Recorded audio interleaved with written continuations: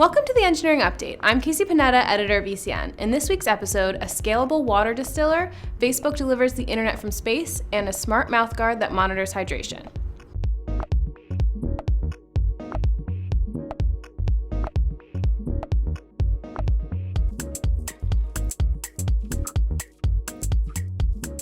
Access to clean drinking water is still a problem for some parts of the developing world. In fact, 750 million people around the world lack access to clean drinking water.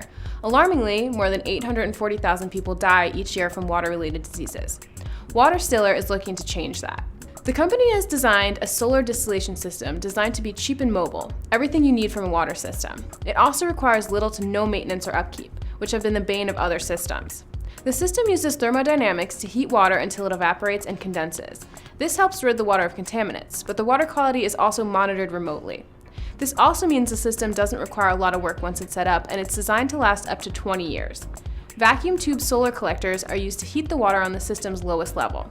The vapor is distilled and ready to be consumed. The drawback being that on cloudy days it might work slightly slower, but other power sources can be used.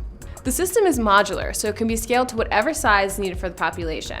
That means it can produce anywhere from 200 to 300 liters of water per day, or up to 10,000 liters. Over the last year, Facebook has been exploring ways to use aircraft and satellites to deliver internet access to communities. To connect people living in remote regions, traditional connectivity infrastructure is often difficult and inefficient. But now, Facebook finally may be one step closer to beaming internet down from space.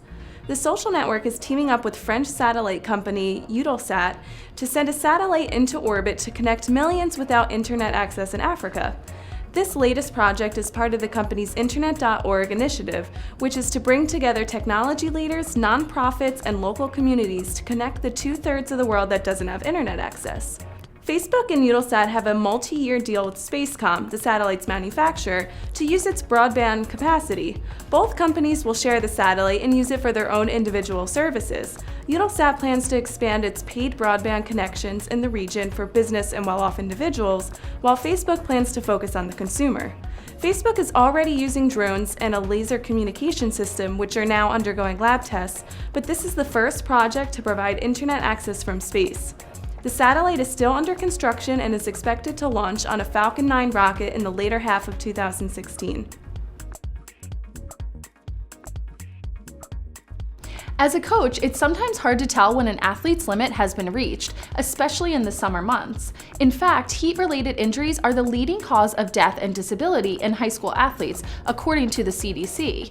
Since 1995, there have been 55 football player deaths from heat. 42 of them were middle and high school students. Dana Hawes, a principal at Richmond Alternative School, along with retired Super Bowl champ Mike Robinson, have seen this firsthand. That's why they've designed the Smart Mouth, a mouthguard that tracks players' hydration, respiration, circulation, and exertion levels. SMART, SMRT, is an acronym for Sports Monitoring Responsive Technology and is the world's first Bluetooth-enabled mouthguard that provides biometric monitoring to athletes of all ages.